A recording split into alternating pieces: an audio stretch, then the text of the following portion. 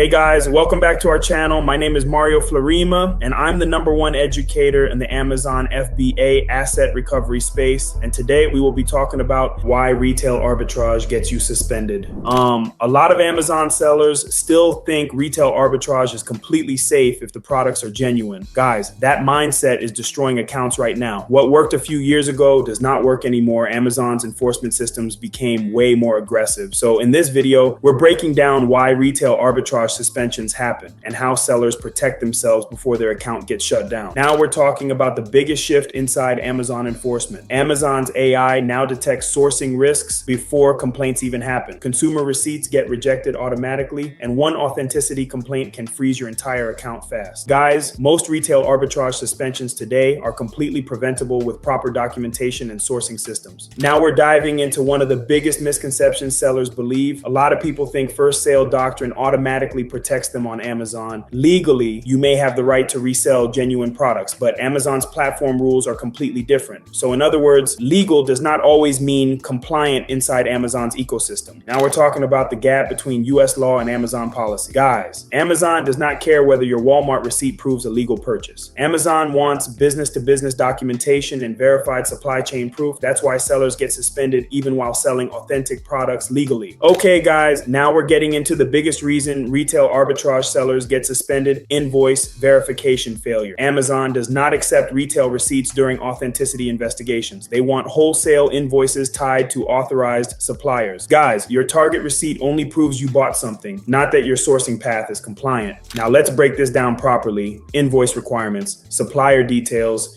matching business names, product quantities, purchase dates, visible pricing, all of this matters. Guys, Amazon's AI scans invoices before human review even happens. Missing just one required element can trigger automatic rejection instantly. Okay guys, now we're talking about why invoices fail. Retail receipts, mismatched business names, redacted pricing, vague descriptions, outdated invoices, and edited PDFs destroy appeals constantly. Guys, over 70% of invoice rejections happen within the first 24 hours because of these mistakes. Now we're diving into one of the most dangerous problems in retail arbitrage: unauthorized sourcing. Even authentic products fail verification if the supplier is not officially authorized by the brand. Guys, Amazon traces your supply chain backward. If the chain breaks, your appeal usually collapses. Moving on to the next page, IP complaints. These are some of the most dangerous enforcement actions on Amazon. One complaint can remove listings, freeze funds, and deactivate your account overnight. Guys, Amazon sides with brands first and investigates later. That's just the reality now. This is where sellers realize how serious IP complaints really are.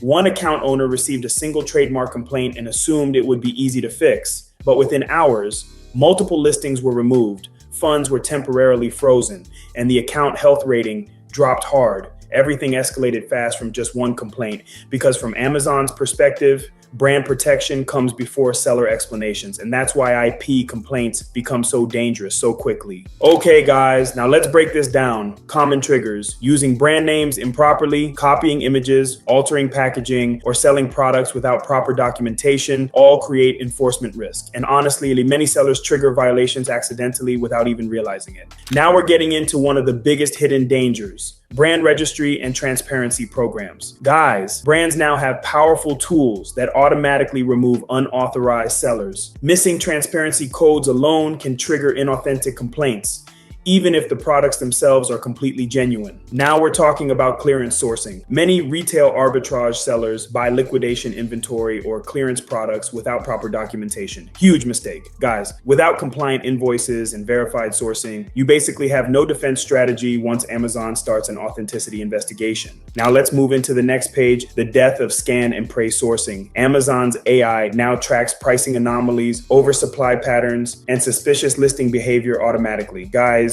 when too many sellers suddenly list the same clearance product, Amazon systems immediately start flagging risk. Okay guys, now we are talking about recovery strategy. Strong appeals always include 3 things: root cause analysis, corrective actions, and prevention controls. Guys, Amazon does not want emotional apologies anymore. They want proof your business systems actually changed. Generic templates. Amazon systems detect copy-paste appeals immediately. Phrases like "we didn't know" or "this was unfair" signal weak operational control. Guys, Strong appeals use precise language, accountability, and real evidence instead of generic emotional writing. Now we're talking about long-term protection systems, supplier verification, documentation archives, and pre-listing safety checks massively reduce suspension risk. Sellers with organized compliance systems recover faster and avoid repeat violations much more consistently. Now we're diving into something smart sellers understand early, platform diversification. Guys, relying only on Amazon is dangerous now. One suspension can freeze your entire income overnight. That's why professional sellers expand into eBay, Mercari, Shopify, and other channels for long-term protection. This is something experienced sellers learned very early. One business owner relied entirely on Amazon for income. No backup platforms, no outside traffic, nothing diversified.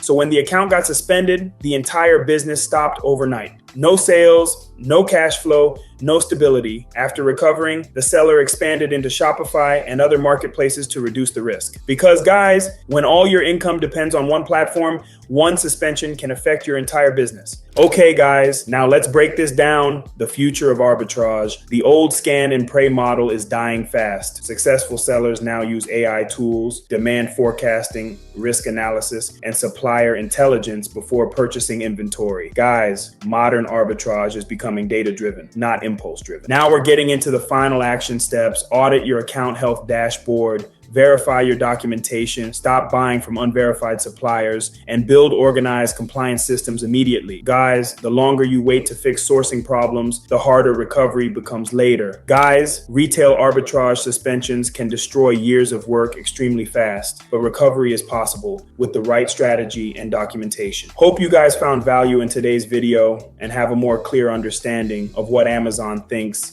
when this suspension happens. If this video provides value, please like, share, and subscribe for more helpful content. If you're an Amazon reinstatement consultant and you're looking to see if you qualify to be in our Rios Inner Circle group, then feel free to check out the links below in our description section. We host free masterclasses every week where we dive more into specific topics like these and give you more details on how you can better assist your clients while saving you time, money, headaches, and most importantly, protect your business assets moving forward like always. See you guys next time.